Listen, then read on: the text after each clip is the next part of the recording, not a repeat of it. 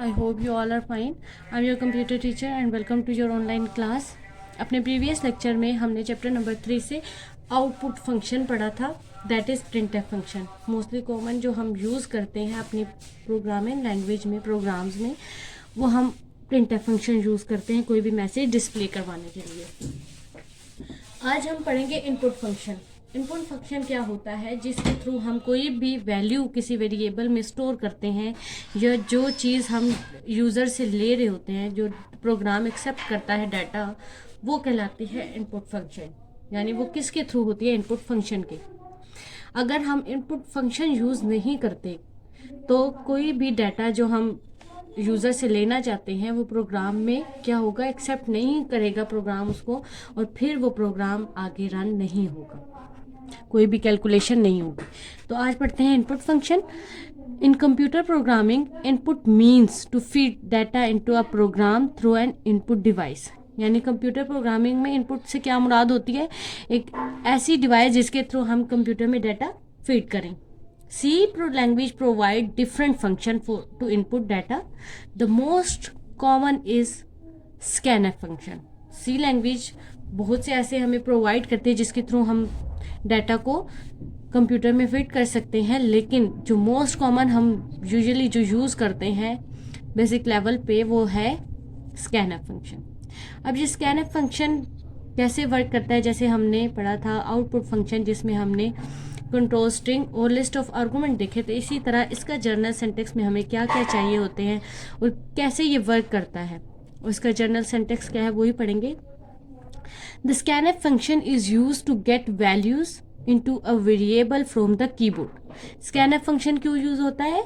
Variable में कोई भी वैल्यू स्टोर करने के लिए. यानी कीबोर्ड से हम कोई भी वैल्यू जो दें वो उस वेरिएबल में स्टोर हो जाए, देन प्रोग्राम एग्जीक्यूट हो. During the execution of program the value is input into a variable is a specified format. क्या है ये? वैसे ही नहीं है कि बस कोई भी टाइप कर दिया और उसने एक्सेप्ट कर दिया. ये एक प्रॉपर फॉर्मेट के अकॉर्डिंग ही उसके अंदर सेव होती है. अगर हम फॉर्मेट में कोई भी चेंज करते हैं, लिटिल बिट हम कोई भी मिस्टेक करते हैं, तो क्या होता है कि वो वैल्यू हमारे उस स्पेसिफिक वेरिएबल में स्टोर ही नहीं होती और हमारा प्रोग्राम एग्जीक्यूट नहीं करता और वो एरर प्रोड्यूस करता है. अब इसका स्कैनफ फंक्शन का जर्नल सिंटैक्स, आपको सबसे मेन चीज़ आपको पता होना चाहिए कि कहाँ डबल कोट यूज़ होने हैं, कहाँ नहीं होने, कौन सी चीज़ डबल कोट के बाहर आती है. प्रोग्रामिंग में ये चीज़ बहुत ज़रूरी होती है, क्योंकि अगर हम छोटी सी भी कोई मिस्टेक करते हैं तो हमारा प्रोग्राम एग्जीक्यूट ही नहीं होता.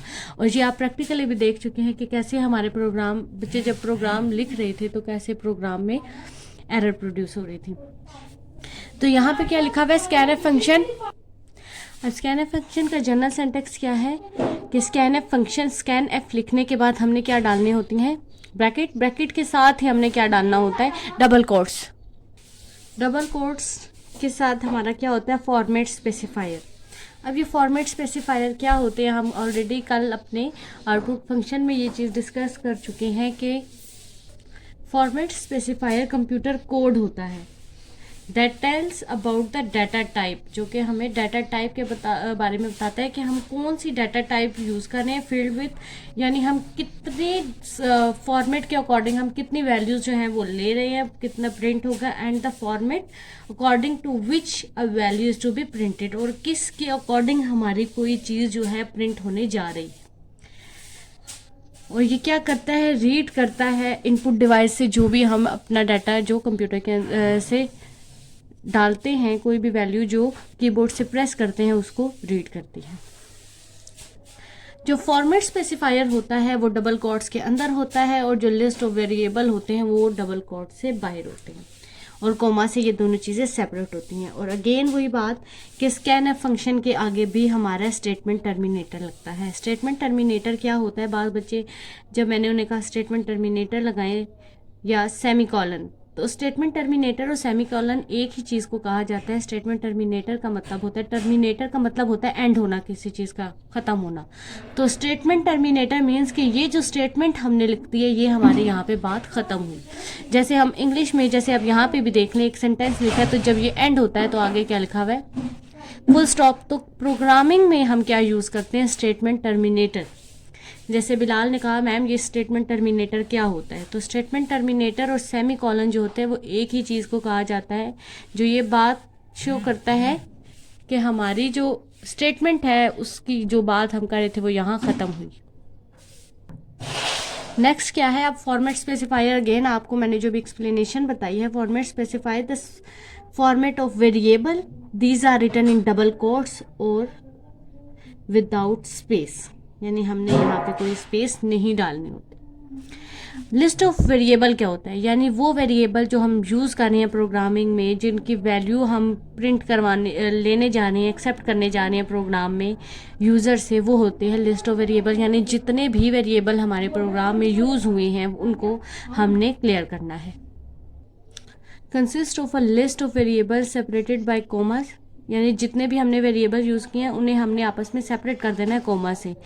Into which the values are to be entered, जिसकी वैल्यू लेके हमें प्रिंट करनी है। In C language ampersand sign symbol is used in scanf function before the name of variable to which a value is to be assigned, यानी जिस variable में हम कोई वैल्यू असाइन करने जा रहे हैं जिस स्कैनएफ फंक्शन में, उसमें हमने क्या यूज़ करना है, एम्परसेंड साइन, ये होता है। अब याद रखिएगा कि स्टेटमेंट टर्मिनेटर इसे कहते हैं और एम्परसेंड साइन इसे कहते हैं। Ampersand sign refers to the memory location where the variable is going to store। ये साइन हम किस लिए यूज़ करते हैं, ये उस मेमोरी लोकेशन को रिप्रेजेंट कर रहा होता है जहाँ हमारी वो वैल्यू स्टोर होगी, जो भी वैल्यू हम एंटर करेंगे। For example, to input values into two integers variable A and B, the scanner function is written as, यानी हम कोई से दो वेरिएबल लेते हैं ए बी के अलावा सी डी ई एफ, या 5 वेरिएबल अगर आप लेते हैं तो उसे प्रोग्रामिंग में कैसे लिखेंगे। अब इसको, ये तो था इसका जनरल सिंटैक्स, अब इसमें ऐड करके देखते हैं।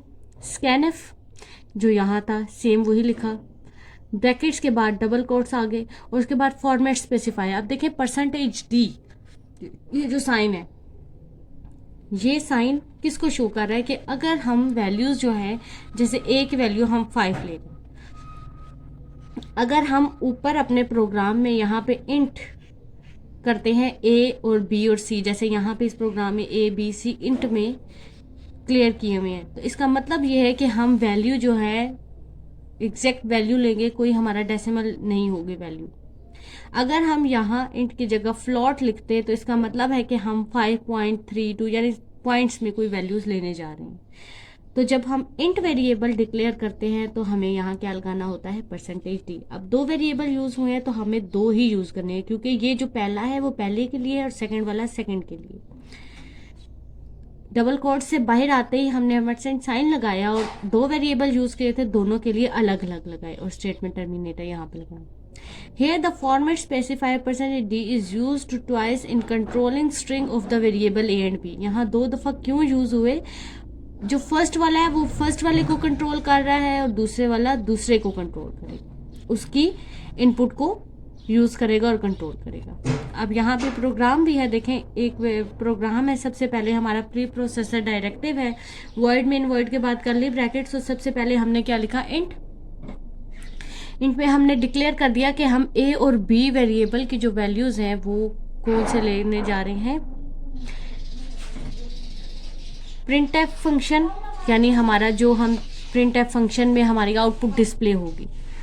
पहले हम प्रिंटएफ फंक्शन यहाँ पे क्यों यूज हुआ है, पहले तो ये ब्लैक स्क्रीन पे, जैसे ये ब्लैक स्क्रीन आपके सामने दिखाई दे रही है, ये चीज़ ये अपेयर होगी, वो आपको कहेगा कि आप फर्स्ट नंबर की वैल्यू इंटर करें, तभी आप इंटर करेंगे। तो पहले हमने प्रिंटएफ फंक्शन यूज़ किया डबल कोट्स के साथ, जो भी हमने मैसेज लिखना था, enter the value first value या इंटर द फर्स्ट नंबर।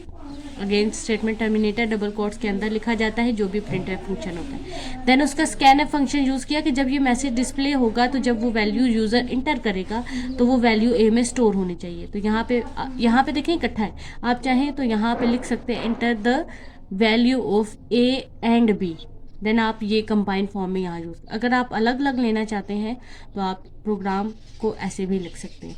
इसी तरह बी के साथ भी है, और सी में उसने क्या कहा है, सम कर दे ए प्लस बी, यानी जो भी दो हमने वैल्यूज़ लिए हैं यूज़र से उनको ऐड कर दे। ऐड करने के बाद हमने देखे प्रिंट एफ फंक्शन।